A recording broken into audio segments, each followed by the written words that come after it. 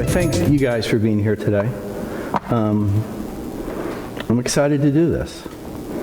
Hopefully you'll be excited that you came. All right. So I want to talk about identity this morning. And I want to talk about how that factors into leading at home and on the job. In the world of moral absolutes, the whole idea of a moral absolute is getting fuzzier all the time. But identity seems to be that one last vestige of moral absolutes that it's championed everywhere. You got to be yourself, you got to find yourself, you got to make your own truth. Don't let anyone else determine who you are. Find your own path. Think about it. We're fathers, we're bosses, we're husbands, boyfriends, artists, deal makers. Those are the things that we do, or those are the things that define who we are. So I want to talk about identity, and then I want to talk about what happens when you introduce fear and failure, or the fear of failure, into all that. And I want to make this personal, so I'm going to talk about these things as I tell you my story. Just a small disclaimer, I recognize that everyone here has had to go through their own difficult times and trials, and there's nothing particularly unique or heroic about the things I've had to deal with in my life. We each have our own story, and this is mine. So I want to go back to about a year and a half ago, March 13th, 2020. I woke up early, and for someone who gets up regularly at 4:30 or 5 in the morning, when I mean early, I mean early. In other words, I didn't go to sleep that night. I got up early and I went to a coffee shop once they were open. This is a habit that I formed years ago. I go get coffee, I journal, and I pray before I start my workday. It keeps me sane. I started journaling about 20 years ago. I was going through at the time, which I look back on it now, and I just gosh, it was such a big deal back then, it's not now, but I went through easily the most stressful time of my life.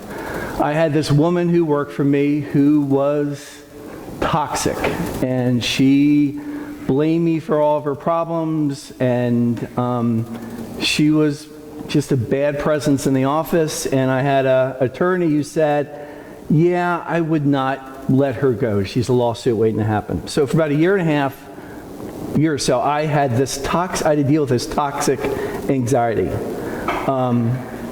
And a close friend of mine, who also happens to be a really good counselor, urged me to start writing about my anxiety. And I'm like, you mean like keep a diary? Yeah, I said, that's not going to happen. But it got so bad at one point that one night I was willing to try anything. So I just started writing about what I was feeling, what I was afraid of. I only wrote for a few minutes, but I actually started feeling better. So when fear gets a foothold in you, you kind of default all to your right brain, the part of your brain that controls your feelings, and your left brain is kind of shut out. Journaling helps connect your right brain to your left. It helps organize your thoughts. It'll actually take a lot of the power out of your anxiety. It allows you to problem solve and see your problem in a more detached way. Journaling has saved me, I bet, tens of thousands of dollars in therapy over the years. Don't take my word for it. There's a ton of research out there on this. University research, it increases your emotional intelligence. It actually slows down your thinking so that you're more thoughtful and less likely to act impulsively. Journaling can even stretch your IQ. I'm not sure about that last one. I don't know if I've seen that one, but I saw it online. It stretches your IQ. All right, that's in the commercial on journaling.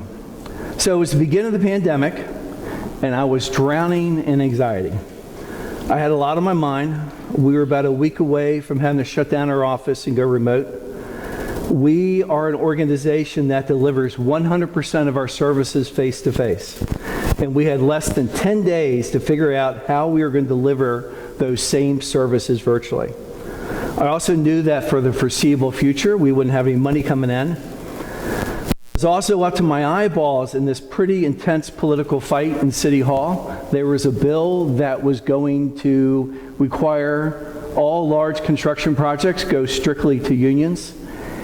And the problem with that bill is that 90+% of the construction workers in this city, in this entire region, have chosen not to belong to a union. So how does that work? They would have to bring in workers from Philadelphia, Ohio, Pennsylvania, Philadelphia, New York, Jersey. It would have meant shutting out local businesses, and it would have meant shutting out local workers. And the bill never should have saw the light of day, but the unions were smart, spent hundreds of thousands of dollars on city council races, and they had easily enough votes to get this passed. And if the bill passes, our members are out of work. So we're an association. So we have construction firms, 640 construction firms pay money to belong to us. They join for training, they join for advocacy, they join for insurance, they join for a lot of reasons. But this bill would have shut a lot of them out, and it would have conceivably put a lot of businesses a lot of contractors out of business. So I was dealing with the city bill. I was dealing with, what the pandemic meant to our organization. And on top of that, I was managing the day-to-day of trying to get this building built and paying for it. And it seemed like our cost went up every day. Just a week earlier, our finance person came to me and ran the numbers, and our funding gap had grown from almost break even to negative $300,000. I had no idea where this money was going to come from. And of course, there was this pandemic thing that no one knew what the impact would be economically, but I didn't have to be an economist to figure out that if people were not going to go to the office, if people were not going to go out to eat, people are not going to go to the store to buy stuff, there wasn't going to be a whole lot of construction taking place. So, and then there was a matter of my health. I was 6 days away. I just found out the day before. 6 days away from having open heart surgery. My heart was fine, but I had pneumonia a year ago. I was hospitalized for it. To fight off the infection, my body, I had no idea, but your body does this, would produce a lot of calcium. For some reason, the calcium made a beeline to my pericardium. And the great thing about having medical stuff is you broaden your vocabulary. And I didn't even know what a pericardium is, but a pericardium is the sac that surrounds your heart. Calcium went straight to the pericardium. It calcified. So my heart was fine, but my heart was in too small of a space to expand. After I recovered from pneumonia, no matter what I did, how much I worked out, I couldn't catch my breath. I kept saying, this is not right. This can't. And she was like, you're still recovering from. I said, this isn't right. I can't even walk upstairs or walk to the other room without being out of breath.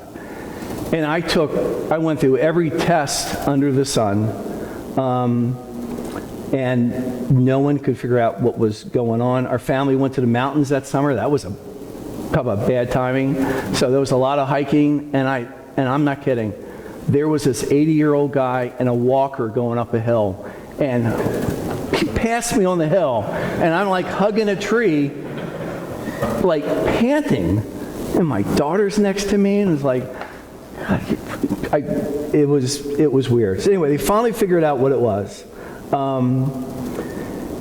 So I was going to have open heart surgery. My wife was trying to get an idea what the procedure was like, and asked the surgeon, would it be like removing orange peel from an orange? And he said, no, it's more like scraping old wallpaper off of a wall. And so they take out your heart, they actually take it out, put it on a table, I guess, and then they start scraping away. But I was not present, by the way, for that conversation. I found out about it afterwards. I'm not sure I would have gone through it had I heard about the wallpaper scraping thing. So I woke up that morning, and I had been going 1,000,000 miles an hour. I had to get all this stuff wrapped up before I went away. It was going to be about 5 weeks of recovery. And we're just scrambling, setting up, putting all the pieces in place so we could do virtual training. And when I woke up that morning, it just all hit me. Was our business going to survive? Was I going to be able to build this thing and not be bankrupt? Was construction going to survive? Was this union-only bill going to put our members out of business? And I was having open heart surgery. I did not like telling people that. Because the second you tell someone you have open heart surgery, they look at you differently. Like, oh, well, you're going to die soon. So, I mean, it has a lot of stigma attached to it. So I was always really quick to tell people, my heart is fine. So anyway, I woke up that morning and I was drowning. I went to Panera when it opened up, and this is from my journal that morning. Lord, this one seems big. Open heart surgery, pandemic, the very real short and long-term threats to our business. But my times are in your hands. I haven't prospered on my own. I've prospered only by your hand and by your grace. Thank you, Lord, for how you've so faithfully provided for me and my family over the years. The very thing the world has feared, either secretly or openly, the loss of all that's familiar, safe, and comfortable, could now be upon us. You know my concerns. You know my frailties. You know my weaknesses. Lord, let me be a faithful witness to you today and the rest of my days, but particularly during these challenging times. And these are challenging times. Everything we have known is being threatened right now. I can do absolutely nothing apart from you. Through the years, I have known and experienced peace and confidence in the midst of chaos, but only because you gave me your eyes, your vision, your hope, which does not disappoint. You met me today, weaknesses, my fragility, and my fears, and lifted me to higher places. The next day, I remember waking up, none of the anxiety, none of the weight that I had the day before. I actually had to remind myself nothing had changed. I was still days away from surgery. I was still assuming I recovered, another 5 or so weeks of recovery. I was still overseeing a business that would not be taking income in the foreseeable future. My circumstances hadn't changed, but my perspective had. God had enlarged my vision, and his presence filled my heart. And that perspective and that sense of groundedness is with me to this day.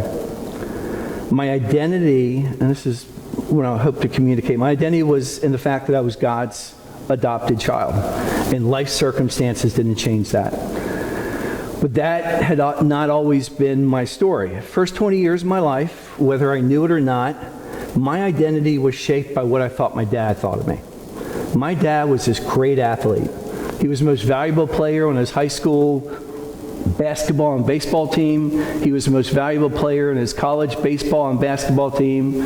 He got drafted by the majors. He played 1 year of baseball in the minor leagues. After that, he became one of the most highly regarded high school basketball coaches in Maryland. He retired. He became an assistant to several different college programs. My dad was also an angry guy. Dad didn't hit me, didn't beat me or anything, but he was 6'4", 200-something pounds, and he had a voice that could raise the roof or reduce you to jelly, and I was often reduced to jelly. His anger was legendary in our neighborhood. And more often than not, that anger was directed at myself or my mom. I have memories of playing Little League Baseball, and I would be on the mound, and my dad would be yelling at me the entire time. And again, when my dad yelled, everybody knew my dad was yelling. And he was yelling at me because I was fast, so I either threw strikes or I threw balls or I hit the batter.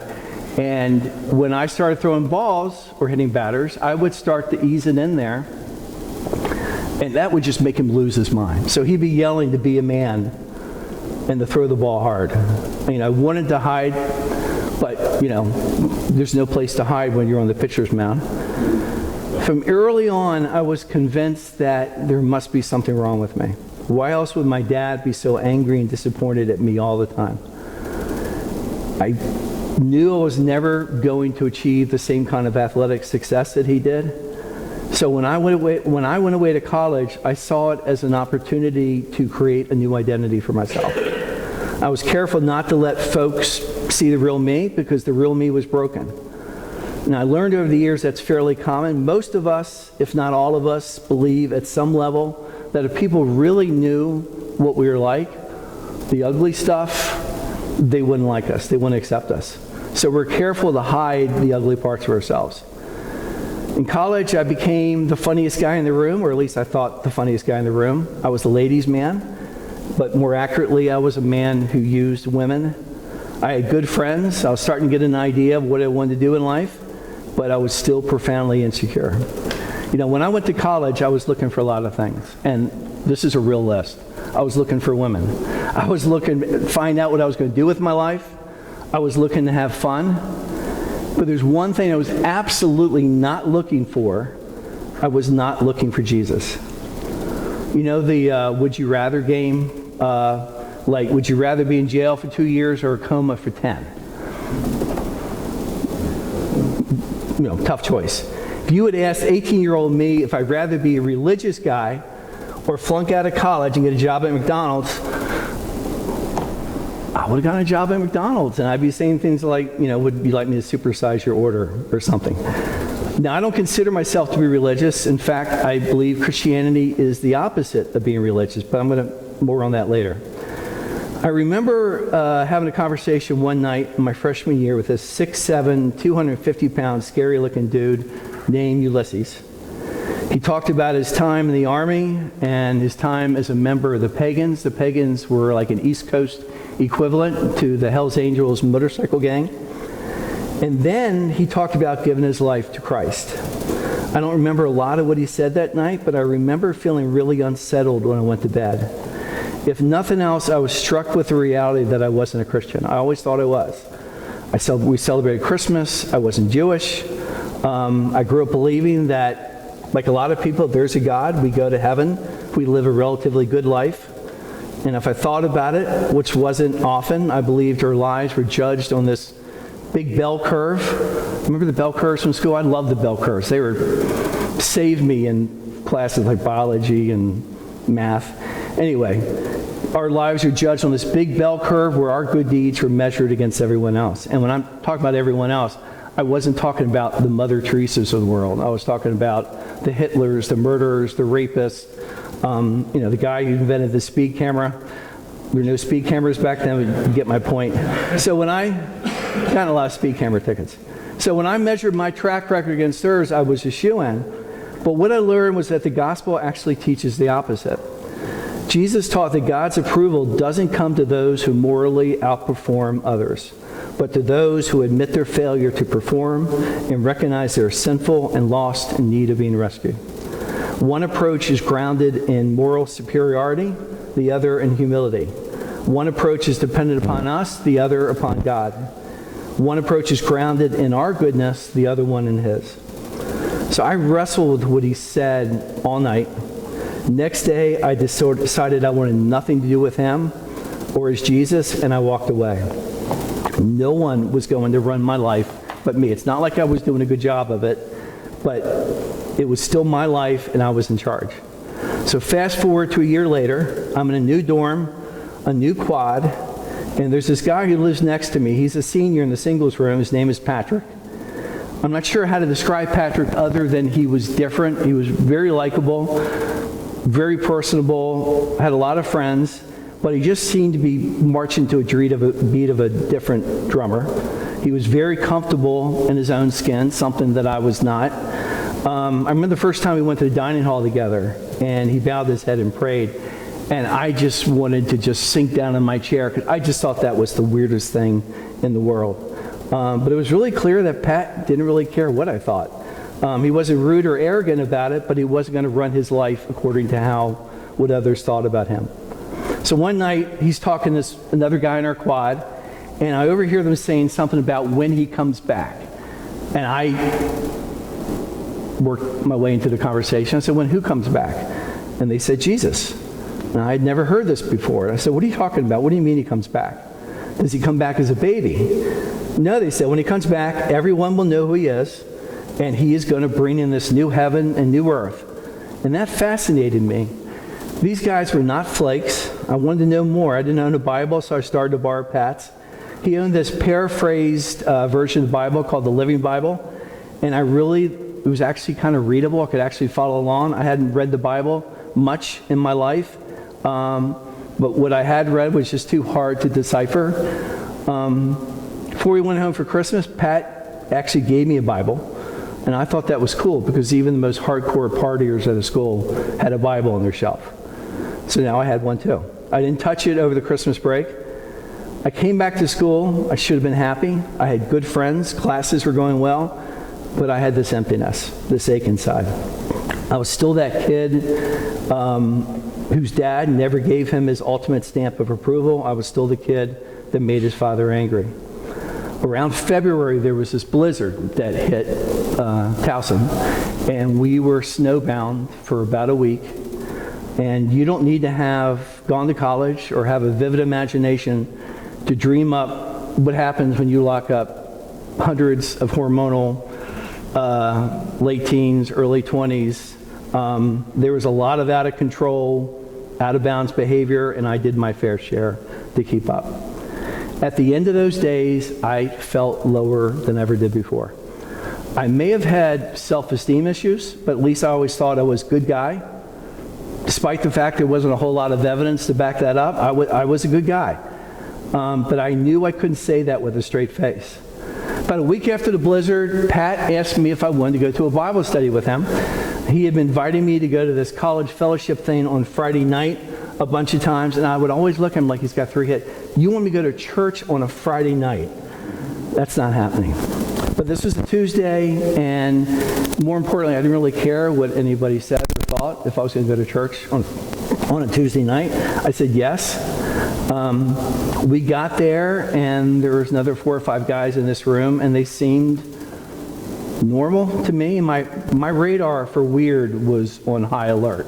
I was looking for weird, and I got it a few seconds later. So we started, the leader of this group said something about how the slide projector's not working, and maybe not everybody here knows what a slide projector is. It's how they used to do presentations. It wasn't working, and the Lord must want us to stick with paper tonight. And I thought, what a flake. Like, God cares about whether we need a slide projector or not. And I'm thinking, I'm in the wrong place, and I can just leave. But I for some reason, I don't. I stick it out. I couldn't even tell you what we studied in the Bible. I only know the topic was self-esteem. He talked about how our broken self-image is because we attach our identity to temporal things that we can't count on. Success, popularity, image, our intellect, and our gifts. There's this great quote from C.S. Lewis about identity and pride that I love. He writes, "Pride gets no pleasure out of having something, only out of having something more than the next guy. We say that people are proud of being rich or clever or good looking, but they're not. They're proud of being richer or cleverer or better looking than others. If everyone else became equally rich or clever or good looking, there would be nothing to be proud about. It's the comparison that makes you proud, the pleasure of being above the rest. Once the element of competition has gone, pride has gone." And the punchline for me that night was that I was never really going to be able to accept myself for who I was until I was able to get connected and understand and know the one who made me, the one who not only made us, but loves us. So God, I'm sure you've heard this before, but God so loved his creation that he gave his only son, that if we place our hope, our trust, and our lives in his hands, that we would know life is bigger, more significant, more grounded than anything else that this world can offer. So at that moment, I had great clarity. I thought about the first time I heard the gospel a year ago and ran from it, and I've been running ever since. I remember writing in my notebook that night, I'm not going to fight anymore. I surrendered my life to Jesus. So what does that mean? Because it sounds like such a cliche. Athletes say it, politicians say it. Politicians who've been indicted and think they're going to go to prison, they say it. It meant I was going to submit my life to him. I invited him to my heart, deeds, all my lies, all the ways I used others, but mostly I asked him to forgive me for living a life independently from him. So this is what it means to be a Christian. If our hope is in our belief, our of how good a person we are, Christ can't help us. The essence of sin is the willful determination that we're our own master, captain of our own ship, and that we ultimately look to ourselves to figure life out. If our trust is in our own abilities, our own wisdom, our own knack for figuring stuff out, we're the heroes of our own stories. At the end of the day, it's all about us. Søren Kierkegaard, Danish philosopher, never thought I'd be quoting Danish philosophers, but I love this guy. The stuff that he writes I can actually understand. He says, spiritual pride is the illusion that we are competent to run our own lives, achieve our own sense of self-worth, and find a purpose big enough to give us meaning in life without God. But this doesn't mean we don't believe in God. This is me now, not Kierkegaard. It doesn't mean we don't believe in God. It doesn't even mean we don't turn to God when things get really hairy. But this God that we profess to believe in isn't God at all. He's a God that we make up in our need to try to control our circumstances. This is a God I pray to a lot of times before math tests that I didn't study for. This God is more of a fairy godmother we turn to in times of desperation. This God serves us versus the other way around. And this is where religion departs from Christianity. Religion is where we believe we are God by our beliefs, our actions, and our vows to do whatever as long as he would just fix this one thing for us.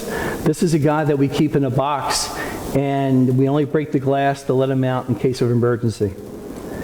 If this is a God they only turn to when we need to be bailed out, this is also the God we turn on when things don't turn out the way we want them to. So this is how God defines sin. Every single human being who has ever lived has this in common.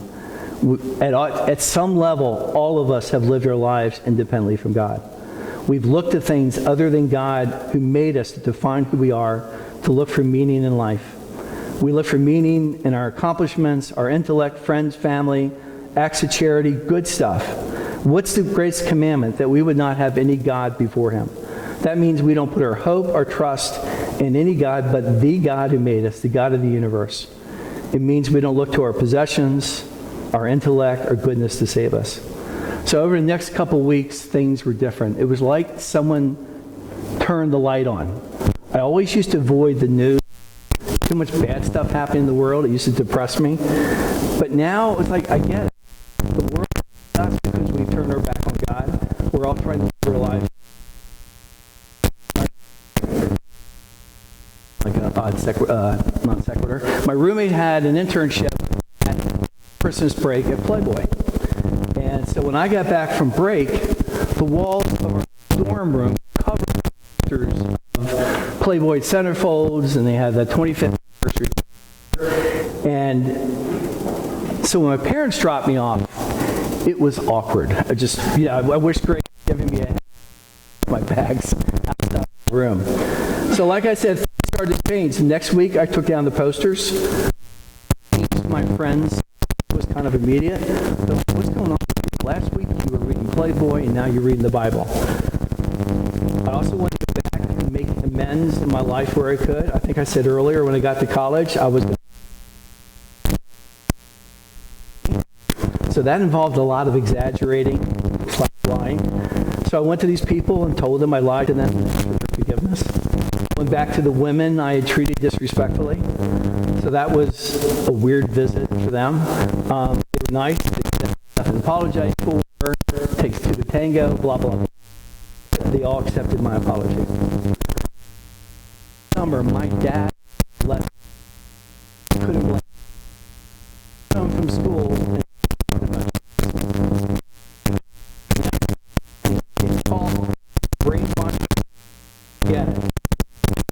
I was going through a phase that I would grow out of. He tried to talk me out of it. He said it's all well and good to believe in God, to carried away and be a fanatic. Thankfully,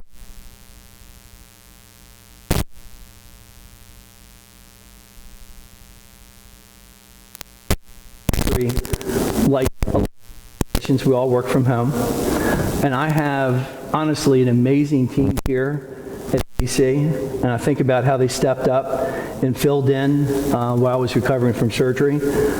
Our building was supposed to be done at the end of August, and that's when we were all supposed to move in.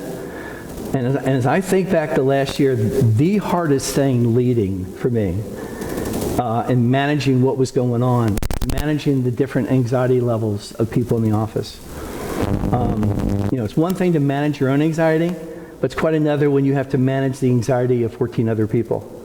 And in many ways, they were looking to me to fix it.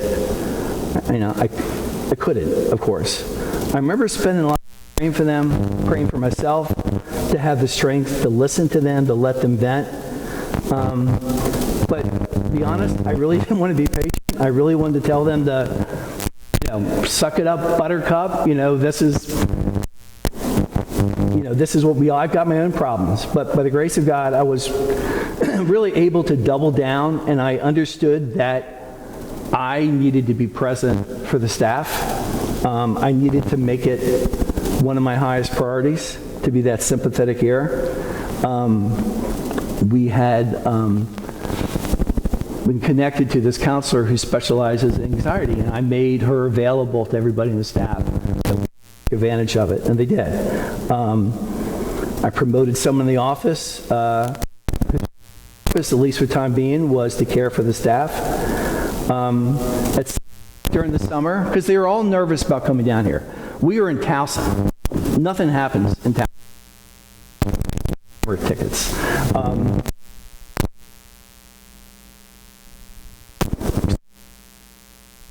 First came here, and I looked at this place. Just about every house on this perimeter was boarded up. The place looked Soviets bombed it out. I went down there, Bill Streever, across the street. I kind of went as just kind of to placate them. Bill and people does not know the way. I went down there and said, there's no way. Staff will think I've lost my mind. Board will think I lost my mind. As options started to dwindle, started to look better and better, and we committed to it. I'll just say real quickly, what's happened in this neighborhood the last I think I said almost every house was boarded up. There aren't that are boarded up. This summer, we were seeing houses being and I saw some they're selling these houses for, and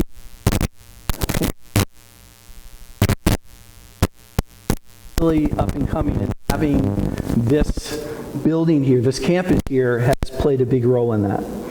So at one point in the summer, I thought, I got to get them down here. Construction was still going on, so I took a smaller group, gave them a tour through the building. We went out to lunch, and we went to Di Pasquale's. And if you've ever been to Di Pasquale's, it's hard to be in a bad mood if you go to Di Pasquale's. It's just the best Italian deli. And we would sit outside, and I think the normalcy of sitting outside together and giving them a tour had kind of almost a magical effect on the staff. And they actually started to get excited about coming to work here. That wasn't the end of their anxiety. Not by a long, it wasn't the end of my anxiety. Every time somebody would clear their throat or sneeze, people wanted to put that person in a box and ship them, far, far away. We had one person who couldn't get past their anxiety of being back in the office, and sadly they left. But I can honestly say that we've never been better aligned the last couple of years. We've never been better teammates. And the last 2 years have brought us closer together than any team building exercise could ever do. Over this time, I became a grandfather. And it's everything people say it is. We were crazy with excitement over this guy. I remember going to see him the day he came home from the hospital, and I was holding him, and something just seemed off to me. He seemed listless. He seemed kind of limp. But my wife wasn't worried, and my wife knows more about babies than I'll ever know, so I didn't worry about it. But the next night, we got a phone call. Oliver was having seizures. Into the hospital, and would we inside me, my thoughts were racing, my worst fears realized, and panic was knocking at the door. Actually, panic was knocking the door down. Before we left for the hospital, my youngest daughter and her boy stopped.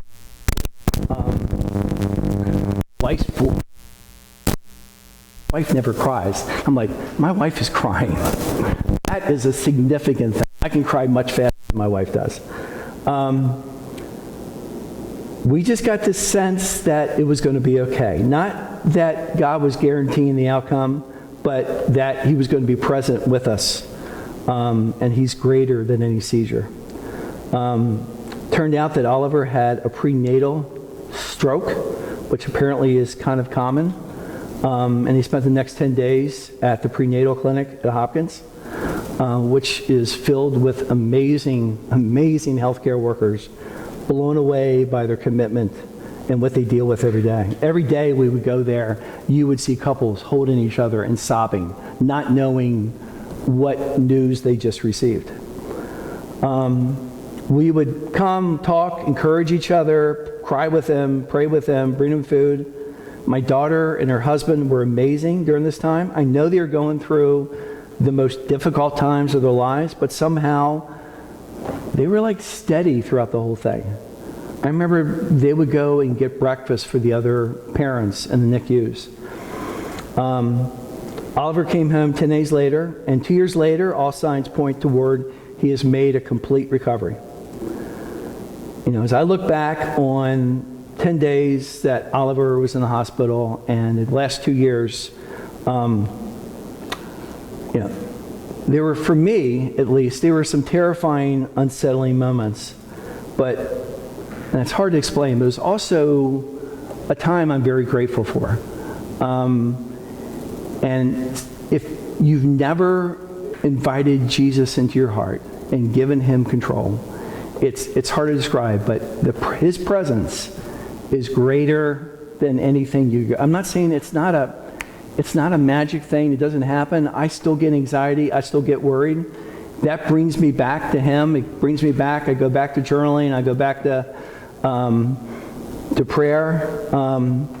But it is this amazing thing that you want to tell other people about.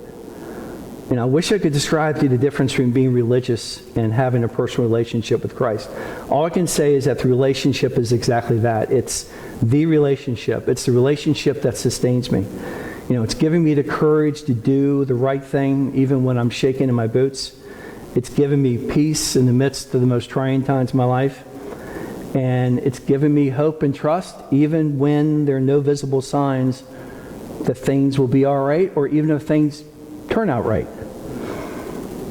And that's my message that I wanted to share with everybody today.